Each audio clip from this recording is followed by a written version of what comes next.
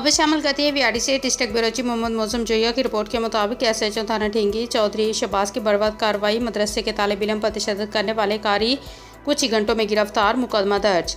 इलाके के लोगों का एसएचओ चौधरी शहबाज की कार्रवाई पर ज़बरदस्त खराज तहसीन। बच्चों पर तशद्दुद के वाक़यात में मुलविस मुल्ज़मान के खिलाफ सख्त कार्रवाई अमल में लाई जाएगी।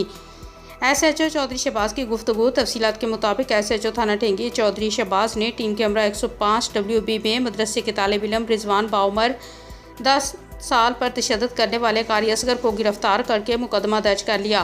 मुलजिम कारी असगर ने तालिब इल्म बच्चे रिजवान पर तशद्दुद किया और हालत गैर होगी थी और कारी असगर मौके से फरार हो गया था, जिस पर एसएचओ थाना ढेंगी चौधरी शहबाज ने बर्बाद कार्रवाई करते हुए मुलजिम को कुछ ही घंटों में गिरफ्तार कर लिया, जिस पर इलाका के लोगों ने थाना ढेंगी पुलिस की बर्बाद कार्रवाई पर ज़बरदस्त खराज तहसीन पेश किया। इस मौके पर एसएचओ चौधरी शहबाज का कहना था कि मुलजिम को करार वाक़या सज़ा मिलेगी। ऐसे अनासर किसी रियायत के मुस्तक नहीं, बिला तफरीक सख्त कार्रवाई अमल में लाई जाएगी।